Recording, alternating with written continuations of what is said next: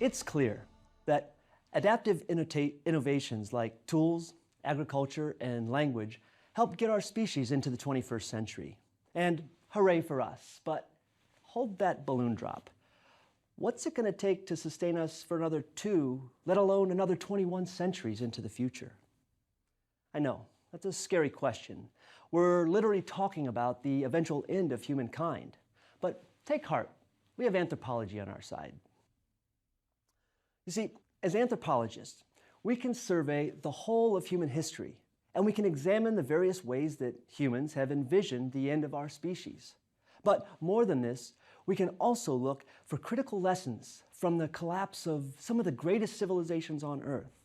And maybe these earlier civilizations, maybe they can provide us some prescient counsel on how best to sustain our lives and our species and, of course, our planet.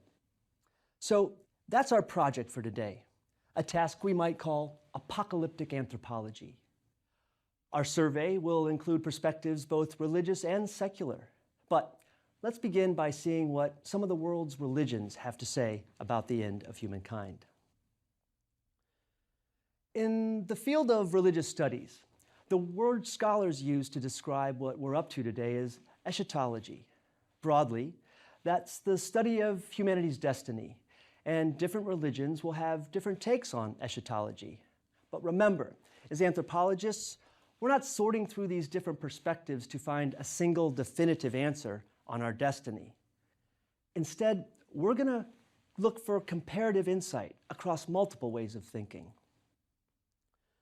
First, we can observe that despite all the nuances, world religions tend to fall into one of 2 categories on the subject. Some religious traditions, like Buddhism and Hinduism, they have a more circular conceptualization of our destiny, while others, like Islam and Christianity, well, they tend to be more linear with a distinct beginning and end. So let's take a closer look. Let's look at some circles and some lines. Let's see what Buddhists, Hindus, Zoroastrians, and the Hopi, let's see what they have to share when it comes to thinking about the apocalypse. Let's look at Buddhism first. Many of you will have grown up learning that the Buddha was a man who lived sometime between the 6th and 4th centuries BCE, and that his name was Siddhartha Gautama. But it might surprise you to learn that this famous Siddhartha, he was actually the 28th Buddha. Like any world religion, there's a wide diversity of practices and ideas across Buddhism, but in general, the end time story is pretty clear. You see, Buddhist traditions describe long epic cycles in which the teachings of the Buddha will eventually disappear from the earth without a trace. Even the memory of the Buddha, gone. And it's according to this teaching that we are in the period of the first sun. But eventually, a series of 6 new suns, well, they're going to flare up in the sky, turning our planet into a giant fiery ball before it explodes into oblivion. Boom, the end. But wait, the cycle will begin anew, and the Buddha will emerge yet again to deliver his message to a new cycle of existence. And while this may not feel like great news to us, at least in Buddhist eschatology, humans are long gone by the time things get way worse. This is how it all goes down. First, a severe drought destroys all life, plants, and animals, and well, that's our exit. But then a second sun flashes up and dries up all brooks and ponds.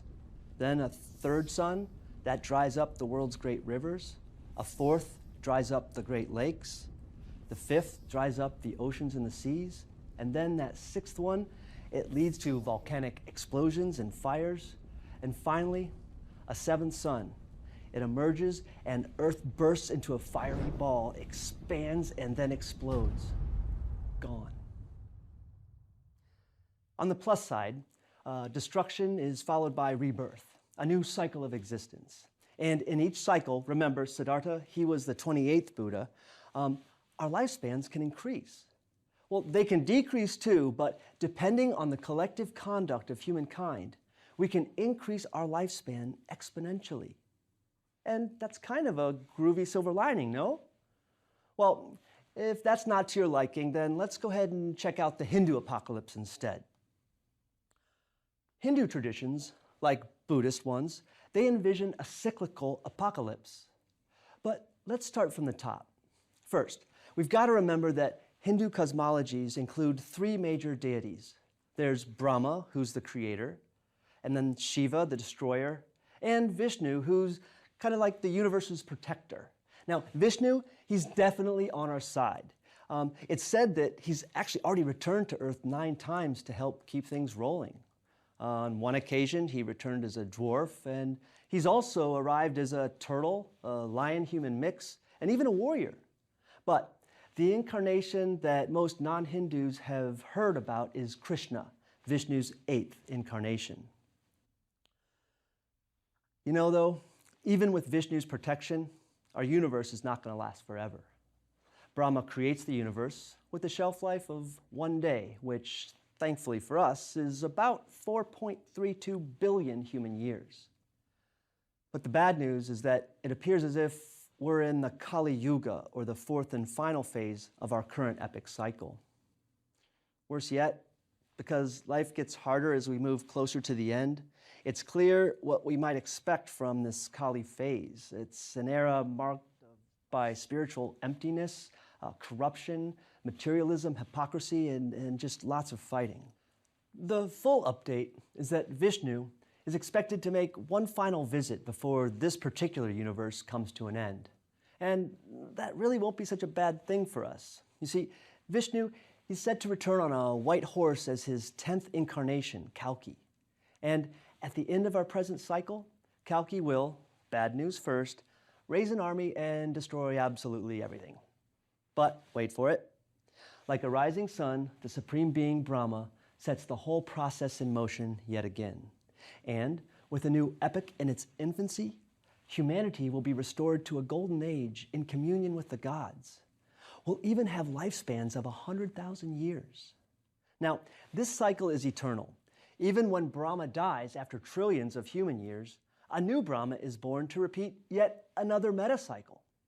So, the end of the world and universe, it's definitely a scary thing from our human point of view, but cosmically, there's something mysteriously comforting about not having to worry about a singular beginning or an end.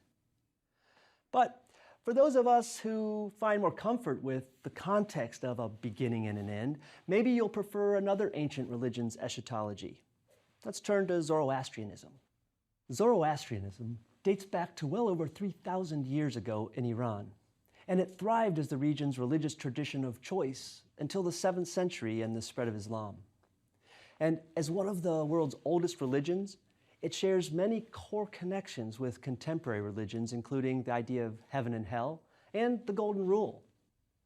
Structurally, Zoroastrianism, it resembles aspects of the Judeo-Christian and Islamic traditions. You see, Zoroastrians, they believe in a single God who created the world. They received God's words through a prophet, they pray daily, and they even gather for communal worship. And you know what? They have a holy book that's divided into an older section and a newer section. The Zoroastrian tradition, it describes a final cataclysmic battle in which good triumphs over evil.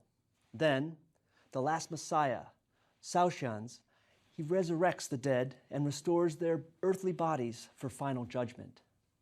Then, in a dramatic flash, the metals in the mountains and hills melt, flooding the earth and forming a molten river. And all humans, living and dead, are then shepherded through this burning river.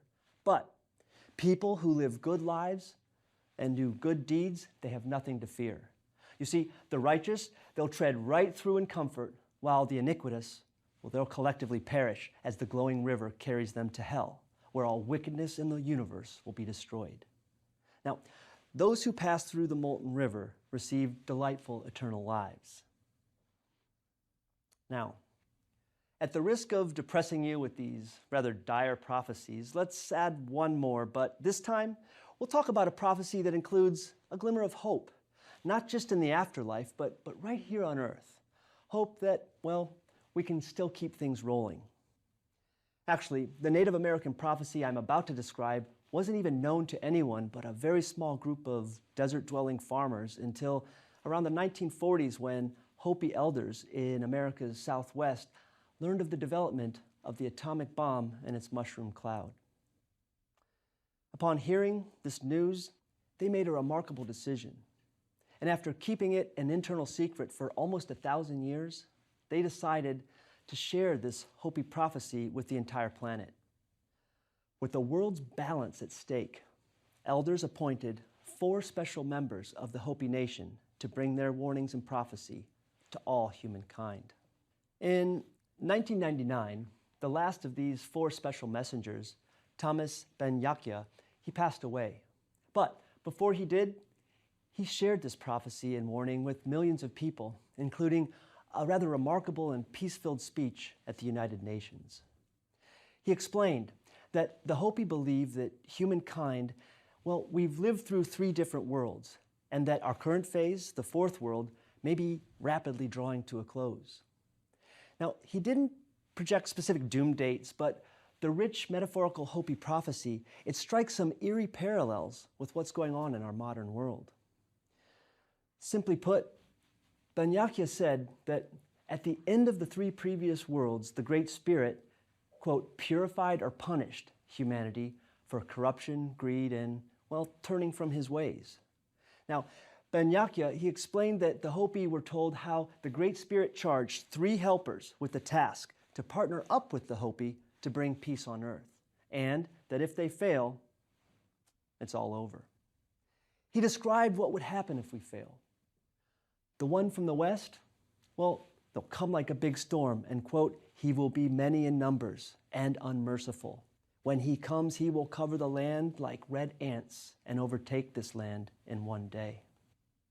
But, as I mentioned a moment ago, there's a silver lining.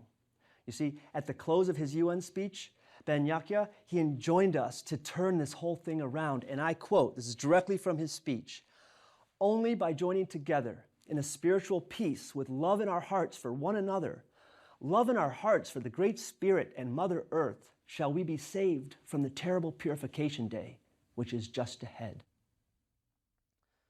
From Hopi to Hindu traditions, we've briefly glanced at 4 world religions, so now let's turn to secular eschatology, and let's begin with an interesting observation. Despite the remarkable diversity we see among the world's religious traditions, an awful lot of them allude to a fiery end to humanity, and, surprisingly or not, this flame-ridden finale also matches up quite well with how many scientists foresee the end of our planet. Kind of like the Buddhist idea of the earth burning up, most scientists predict that in around 5 billion years, the sun's core will run out of hydrogen and it'll expand to about 250 times its current size. And my friends, when that happens, we can expect the earth to completely vaporize as it's swallowed by our sun. And of course, some scientists, like many religions, don't necessarily see this as an absolute end. In fact, some have argued about the possibility of an eternally reproducing multiverse. But let's turn from these intriguing parallels between religious and secular end times to a vision of the future that seems unique to our scientific age. Now, pop culture may embrace the Walking Dead as a humanized doomsday metaphor, but empiricists among us, well, we aren't exactly fretting about a zombie apocalypse. Instead, some scientists are preparing for a less cosmic and fiery end because they see the end of humankind as the rise of the machines, the singularity. Now think about that. What if the end of humankind comes at the hands of our computers instead of a fiery apocalypse? What if machines eventually become intelligent? What if the physical sciences and computer sciences fuse through an irrevocable new machine-human hybrid from, say, Homo sapiens to Homo roboticus? Well, technologist Ray Kurzweil foresees just such a convergence, and he describes this transition as the singularity. Now, it sounds far out, but Kurzweil predicts that in 2029, machines will emerge that exhibit intelligent behavior that is indistinguishable from us humans. Then, by 2045, computers will be 1 billion times more powerful than all human brains on Earth combined. Now, Kurzweil's complex predictions, they've come true before. His prediction proved accurate for the first computer to beat the world's reigning chess champion, and even for the emergence of the driverless car. Google, which hired Kurzweil full-time in 2012, successfully tested their first fleet of driverless cars by driving over 500,000 miles without being at fault for any accidents. The complex processing required to drive a car in live traffic while avoiding accidents is truly remarkable, but can a machine actually master language and complex thinking beyond human capabilities? Well, these days, intelligent machines, they do a majority of Wall Street trades, and besides beating us at chess and telling us our bank balances, computers have even beaten Jeopardy champions at their own game. In fact, in 2016, an artificial intelligence program beat one of the world's top players at the game Go, which is generally considered to be one of the most complex, strategy-driven games ever invented. So, when it comes to the singularity, there are two major camps here. First, there are people like technologist Elon Musk, who see the rise of artificial intelligence as the biggest imminent threat to the survival of our species. If computers surpass our processing and technological capacities, maybe they could eventually enslave us, or worse, maybe they'll drive us to extinction and simply replace us. But not everyone is so fearful of the rise of the machines. Rather than subjugation or extinction of our species, a second camp sees an evolutionary opportunity to merge with machines once and for all. And we're not talking about Google Glasses here. We're talking about the fusion of the biological and digital worlds, the emergence of Homo roboticus. Regardless of which camp one favors, it's clear that our biological and technological evolution are becoming progressively intertwined. And it's also a safe bet that the more our world goes digital, well, we'll have to change the way we interact with machines, and probably in ways we just can't imagine yet. Now, whether or not this all leads to our extinction or a new hybrid species, we'll have to see. But for an anthropologist, whether we're considering the eschatology of world religions or the predictions of scientists, the important takeaway is this. Long before we learned that the sun will expand and vaporize the earth in around 5 billion years, we humans have been imagining our collective demise. And there's no shortage of interpretations on how and when our species may meet its end. And that's peculiar. You know, I bet rabbits, for example, don't dream up bunny nightmares about the end of the world. That's us bizarre Homo sapiens. Like a dream that helps wire our brains for future crises and events, thinking about the apocalypse may actually be one of the big things humans develop to sustain our species. And oddly enough, maybe thinking about and planning for an apparently inevitable apocalypse, maybe that actually helps us sustain our species in the meantime. Maybe even long enough to figure out a way to deal with this Earth's vaporized future.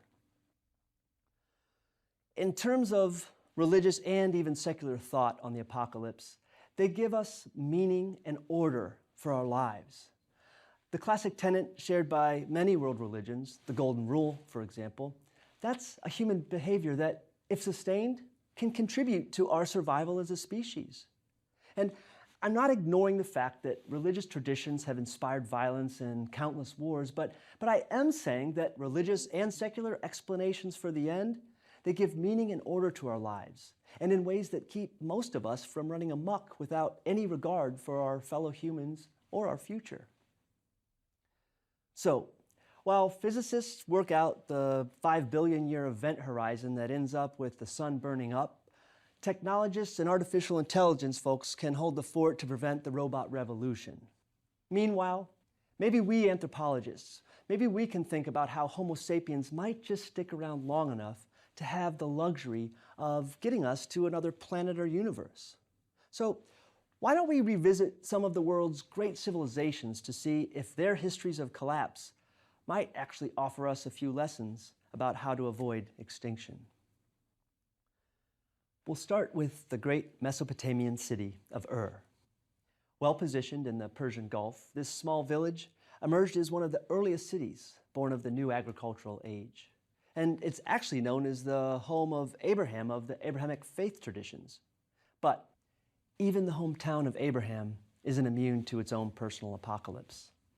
This early city's story is a story that we see over and over again, and it's a story we'd do well to think more about.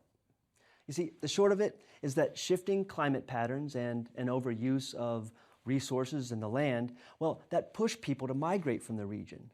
And Abraham, for example, he moved northwest to Haran and then southwest from there into Canaan. But then Ur was abandoned and left for ruins in the 4th century BCE, ruins that wouldn't be uncovered and restored to the historical record for a couple thousand years. So think about that. One of humans' first urban centers could have been wiped from history. Yet, through archaeology, we recreate their story. And if we're wise, we'll note that the shifting climate and Ur's unsustainable consumption of natural resources, it almost erased them from our history books. Not too far from Ur, Egypt came to international prominence and regional dominance around 3100 BCE. And in a way, Pharaoh's Egypt, that's our symbol for the ancient world that agriculture built. And through several thousand years of growth and decline, Egypt finally joined the ranks of most every civilization we've ever read about. It collapsed. You see, the agricultural prowess of Egypt fed an immensely productive civilization with great military might. But eventually, regional rivals developed improved metal technologies, namely the Hittites and their iron. But as bronze makers, Egypt, they rose to prominence. However, without access to materials to embrace the new Iron Age, their technological slip, well, that helped chip away at one of the most celebrated of ancient civilizations. Similarly, with a reliance on non-local raw materials like timber, Egypt found it harder and harder to sustain its own growth and eventually its own existence. So as Egypt weakened, peripheral satellites of the empire rose, and eventually Egypt fell into the grip of a seemingly endless list of conquerors. Shortly after Cleopatra's reign, for example, Egypt became a tributary, mainly through grain production, of the Roman Empire. Ancient Egypt is a civilization that many Westerners know about, but the next civilization I want to examine is probably less familiar. So let's leave Egypt and travel down to southern Africa, just inland from the Swahili coast. That's where we're going to find the ruins of Great Zimbabwe, an absolutely amazing kingdom that thrived until around the 15th century. Now, the ruins here are actually a World Heritage Site with a stunning rock structure at its center. Archaeologists assert that this structure, a circular wall that's several meters thick, that it was built without any cement or mortar to hold the blocks together. You see, these sophisticated builders knew how to make a structure that could stand for centuries and without any bonding materials apart from gravity. The unsurpassed rock carving tradition still present in this region is celebrated across the world today.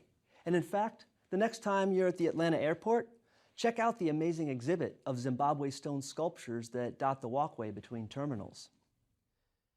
So hundreds of years ago, Great Zimbabwe was a crucial hub in an international trade network that spread far beyond Africa's Swahili coast into parts of India, China, and the Middle East. And that said, the archaeological record reveals that by the year 1500, Great Zimbabwe had dropped out of this trade network. Ceramics found at this remarkable site show how fewer and fewer imports were arriving as this once great civilization faded. Now, some experts, they argue that drought and overgrazing of cattle took its eventual toll on the surrounding region, and that made it tougher and tougher to feed the thousands of people who lived in Great Zimbabwe. So whether it was an ecological apocalypse or a taste for new sources of gold, there's still some debate about what eventually led to the abandonment of this world city. Recent research tends to place the blame on us humans rather than the environment. You see, it appears as if the physical environment wasn't really cruel enough to single-handedly blow out the Great Zimbabwe candle. Like Ur and Egypt, Great Zimbabwe may have collapsed as a victim of its own success, right? With a remarkable capacity for growth and food production, these civilizations ran like a runaway train. That is, until they ran out of gas.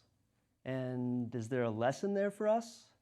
Well, for me at least, renewable energy sources like solar and wind power, they've never sounded so great.